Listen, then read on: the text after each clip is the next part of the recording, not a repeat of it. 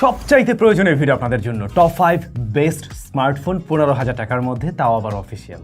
আনঅফিসিয়ালের কোনো বিষয় নিয়ে আলোচনা হচ্ছে না, কারণ এইরকম প্রাইস পয়েন্টে এসে ম্যাক্সিমাম মানুষই চায় আমি একটা এমন ফোন কিনবো যেটা আমি আগামী 2-3 বছর ব্যবহার করতে পারবো, 1 বছর অফিসিয়াল ওয়ারেন্টি থাকতে হবে এবং আমার ফোনটা ভালো হওয়া চাই। বাট অপশন আছে বেশ কিছু, কোনটা রেখে কোনটা কিনবেন বুঝে উঠতে পারছেন না। তো আজকের ভিডিওতে আমরা বেশ কয়েকটা ডিভাইসকে চয়েস করেছি, মোটামুটি 5টার মতো, যে ডিভাইসগুলো আমার মনে হয়েছে এই সময় দাঁড়িয়ে মার্কেটে তো অ্যাভেলেবেল আছে এবং আপনার সাথে বোধহয় এটা যাবে। তো এখানে যে 5টা ডিভাইসকে নেওয়া হয়েছে সবগুলো যে একদম 15,000 টাকা পাচ্ছেন এমন না, কোনোটা 15,000 টাকার একটু নিচেও আছে, কোনোটা আবার 15,000 টাকার একটু উপরেও আছে। তো আমরা মোটামুটি ওভাবে সাজাচ্ছি, কেমন?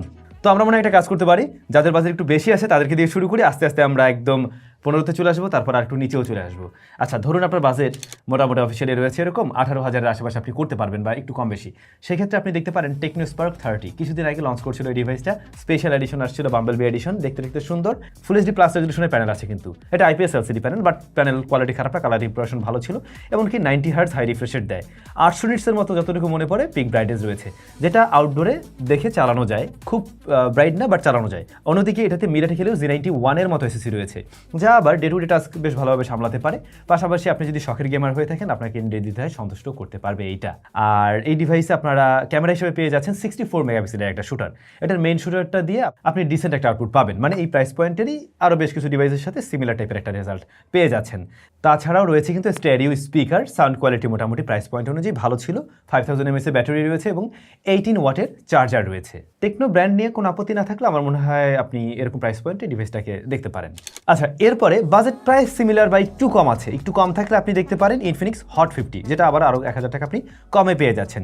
ইনফিনিক্স হট 50ও কিন্তু অফার করছে ফুল এইচডি প্লাস রেজলিউশনের IPS LCD প্যানেল, যেখানে আমরা 120 হার্টজ হাই রিফ্রেশ রেট দেখব। তো এইটা কিন্তু আবার আগেটার চাইতে রিফ্রেশ রেটে কিছুটা এগিয়ে আছে।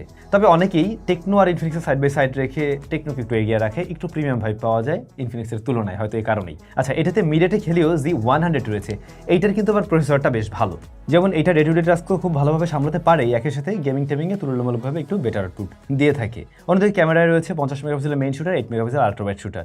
যদি টেকনোর আগের ফোনটার সাথে আমরা কম্পেয়ার করে বলি, এইটার ক্যামেরাটা একটু পিছিয়ে পড়বে আগের ফোনটার তুলনায়। ব্যাটারিটা বড়ই আছে, 5000 mAh এবং 18 ওয়াটের চার্জার রয়েছে। যদি পারফরমেন্স ওয়াইজ আপনার আরেকটু বেটার ফোন দরকার হয় কিন্তু বাজেট একটু কম, তখন কি আপনি এই ফোনটাকে চয়েস লিস্টে রাখতে পারেন। এবারে ধরুন আপনার একটা ভালো ব্র্যান্ডের ফোন লাগবে কিন্তু বাজেট একটু কম আছে, 16,000-এর মতো। এই ফোনটা বারবার চলে আসছে, আর যদিও এই ফোনটা যারা ব্যবহার করছেন অনেকের কিছুটা কমপ্লেন ছিল র্যাম নিয়ে, মানে আমি কথা বলছিলাম OnePlus-এর Nord N30 SE এই ডিভাইসটা নিয়ে, যেটা 16,000 টাকায় বাংলাদেশে অফিসিয়ালি 5G ডিভাইস আর কি। এবং এই ফোনটাতেও IPS LCD প্যানেল রয়েছে, ফুল এইচডি প্লাস রেজলিউশন দিচ্ছে, এটা ডিসপ্লে কোয়ালিটি খারাপ না, ভালো, আবার প্রসেসরটাও যথেষ্ট ভালো, মিডিয়াটেক ডাইমেনসিটি 6020 রয়েছে। এখন এই প্রসেসরটা বেশ ভালো, 5G একটা চিপ, কিন্তু র্যাম রয়েছে 4GB। এই জায়গাটাই মূলত কমতি রয়েছে, যারা মাল্টিটাস্কিংয়ে কাজ করে তাদের কাছে একটু চপি ফিল আসে। তো যদি আপনি এমন কোনো পার্সন হয়ে থাকেন যে একসাথে অনেকগুলো অ্যাপ্লিকেশন নিয়ে কাজ করেন না, তবে মোটামুটি ভারী অ্যাপ্লিকেশন লাগে, টুকটাক গেমিং টেমিংও করেন, তারা গিয়ে এই ফোনটাকে দেখতে পারেন। র্যাম বেশি লাগলে এটা আপনার না নেওয়া উচিত হবে, বাট র্যাম যদি একটু কমেও হয় তখন গিয়ে এটার ওভারঅল প্যাকেজটা আবার ভালো।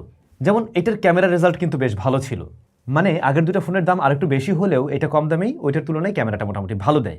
প্লাস এটার ফ্রন্ট ফেসিং ক্যামেরাটা আমি তুলনামূলকভাবে বেটার পেয়েছিলাম, 5000 mAh এর ব্যাটারি রয়েছে, চার্জারটাও দেখুন 33 ওয়াটের, এই জায়গাটাও কিন্তু বেশ গুছানো আছে। সো যেটা বললাম, র্যামটা কম আছে, আগে বুঝে নিন র্যাম আপনার বেশি লাগবে কিনা। যদি র্যামটা অনেক বেশি প্রয়োজন না হয়, যদি কম র্যামেও আপনার কাজ চলে যায়, তখন কি আপনি এই ফোনটাকে দেখতে পারেন। এরপরে বাজেট আপনার আরও কিছুটা কম, সেখানে গিয়ে আমার মনে হয় আমি দুইটা ডিভাইসকে রাখবো, একটা হচ্ছে গিয়ে টেকনোর স্পার্ক 30C আর একটা হলো গিয়ে Redmi 14C, দুটো শেষে সি আছে।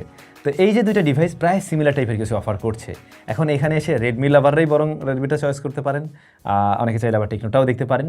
দুইটার ক্ষেত্রে আমরা দেখছি IPS LCD প্যানেল রয়েছে এবং 120 হার্টজ হাই রিফ্রেশ রেট রয়েছে, একই সাথে এটা HD প্লাস রেজলিউশন দিচ্ছে, সুতরাং রেজলিউশনের একটা ঘাটতি আছে এখানে।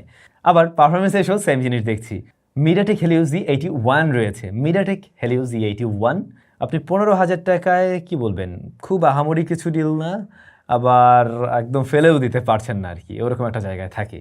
টেকনো স্পার্ক 10Cর ক্যামেরায় রয়েছে 50 megapixel main shooter, front facing camera রয়েছে 8 মেগাপিক্সেলের শুটার। অন্যদিকে রেডমির ক্ষেত্রে রয়েছে 50 মেগাপিক্সেলের মেইন শুটার এবং 12 মেগাপিক্সেলের front facing camera. Front facing ক্যামেরায় রেডমিরটা একটু এগিয়ে থাকে, মেগাপিক্সেলের জন্যই না, এমনিতে ওভারঅল কোয়ালিটির জন্য মোটামুটি এগিয়ে থাকে। আর মেইন ক্যামেরায় আমার কখনো কখনো রেডমিরটা দেখলাম যে কিছু জায়গায় ভালো ছবি দেয়, কোনো জায়গায় স্পার্ক 30C বেটার রেজাল্ট দিচ্ছে। তো আসলে কি দুইটা ফোনেই প্রায় সিমিলার টাইপের কিছু অফার করছে বলেই আমি দুইটাকেই রাখলাম এখানে ইউজাররা যারা যে ইউএর সাথে অভ্যস্ত সেভাবে হয়তো চয়েস করতে পারেন। ব্যাটারিতে এসে টেকনো দিচ্ছে 5000 mAh এবং রেডমি দিচ্ছে 5160 mAh। রেডমিটার ব্যাটারিটাও যেমন একটু বড়, আর আসলে এই ব্যাটারি ব্যাকআপ এখানে একটু বেশি পাওয়া যায়, তবে চার্জার কিন্তু সেম 18 ওয়াট। এখন রেডমিটা চার্জ করতে একটু বেশি সময় লেগেছে, আর যদি চার্জারের সাইজটা নিয়ে আমি বলি, এই জায়গায় এটা স্ট্যান্ডার্ড হিসেবে মেনে নেওয়া যায় একদমই। তো এই দুইটার মাঝে আপনি হলে কোনটাকে চয়েস করতেন কমেন্ট করে অবশ্যই জানাবেন। বাট এই বাজেট ফ্রেন্ডলি ফোনগুলোর ক্ষেত্রে আমি আবারও বলবো, আপনারা অবশ্যই ট্রাই করবেন যে এর যে ইন্টারনাল স্টোরেজ ওইটা একটু ফাঁকা রাখার জন্য। যতটা ফাঁকা রাখা যায় দেখবেন ততটাই বেটার পারফর্ম করে।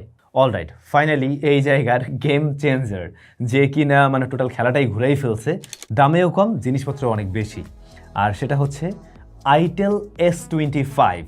ফুল এইচডি প্লাস রেজলিউশনের অ্যামোলেড প্যানেল দিচ্ছে, 120 হার্টজ হাই রিফ্রেশ রেট এবং দাম রেখেছে 13,990 টাকা। সবগুলোর চাইতে দামে কম, বাট সবগুলোর চাইতে বেটার ডিসপ্লে দিচ্ছে। এখন পর্যন্ত কোনোটাতেই আপনারা অ্যামোলেড পান নাই, এইখানে এসে সে অ্যামোলেড দিয়ে খেলে দিল। ডিসপ্লেটা এক কথায় দুর্দান্ত ছিল ওই প্রাইস পয়েন্ট বিবেচনায়। এরপরে প্রসেসর হিসেবে রয়েছে টাইগার 620। টাইগার 620 হচ্ছে কোন পজিশনের প্রসেসর? মিডিয়াটেক হেলিও Z91 আর Z99 এর মাঝামাঝি, বাট মিডিয়াটেকের চাইতে এটাকে আমরা একটু পিছিয়ে রাখি, এখন পর্যন্ত ওই জায়গায় যেতে পারে নাই, সেই হিসেবে আমি ধরে নিলাম এইটা এই প্রাইস পয়েন্টের একটা অ্যাভারেজ রেজাল্ট দেওয়ার মতো একটা SoC। র্যাম আছে কিন্তু 6GB এবং 128GB স্টোরেজ রয়েছে। আর এই ফোনটাতে ক্যামেরাটা রয়েছে 50 মেগাপিক্সেলের মেইন এবং ফ্রন্ট ফেসিং ক্যামেরা 32 মেগাপিক্সেলের। টু বি ভেরি অনেস্ট, 15,000-এর আশেপাশে, 18-19-এ যাচ্ছি না, 15,000-এর আশেপাশে বাকি যত ডিভাইস নিয়ে কথা বললাম প্রত্যেকটা চাইতে এটার ফ্রন্ট ফেসিং ক্যামেরা এগিয়ে থাকবে। এমনকি মেইন ক্যামেরাও ম্যাক্সিমাম টাইমে মানে আলো যদি ঠিকঠাক থাকে তাহলে ভালো রেজাল্ট দিতে পারে। আপনারা যদি আমাদের ফুল রিভিউ দেখে নেন তাহলে আরও বেটারভাবে আইডিয়া করতে পারবেন যে আসলে এটার ক্যামেরা কোয়ালিটি কী বা কী অবস্থায় আছে ডিভাইসটা। আচ্ছা, ব্যাটারি আছে 5000 mAh এবং 18 ওয়াটের চার্জার, ওই জায়গাটা মোটামুটি ডিসেন্ট। এটাতে আবার ইন ডিসপ্লে ফিঙ্গারপ্রিন্ট স্ক্যানারও আছে, কি একটা অবস্থা বলেন তো। সো এইটা বললাম না যে একদম টোটালি কিলার হয়ে গেছে এই প্রাইস পয়েন্টে এসে। এখন বাজেট যদি কম হয়, খুব দারুণ ফিচার দরকার হয়, আর যদি আইটেলের ইউআই নিয়ে কোনো ধরনের আপনার সমস্যা না থাকে বা এটার সাথে ইউজ টু হন, কিংবা এই ব্র্যান্ড নিয়েও কোনো আপত্তি না থাকে, আমার মনে হয় এটা খুব দারুণ একটা করা ডিল এই মুহূর্তে। এর বাইরে কি আর কোনো ফোন নেই অফিসিয়ালি? রিয়েলমির বোধহয় ফোন আছে, স্পেক ওয়াইজ অত কিছু ভালো দিচ্ছে না, বাট যাদের ওই শক্তপোক্ত দরকার তারা দেখতে পারেন। আর তেমন কোনো ডিল নেই, তবে আমি শুনতে পেয়েছি খুব শীঘ্রই নতুন বেশ কিছু ডিভাইস আসবে এরকম প্রাইস পয়েন্টে অফিসিয়ালি। সো ওগুলো নিয়ে তো কথাবার্তা হবেই। সবাই ভালো থাকবেন, দেখা হচ্ছে আমাদের নিশ্চয়ই আবারও নতুন কোনো ভিডিওতে।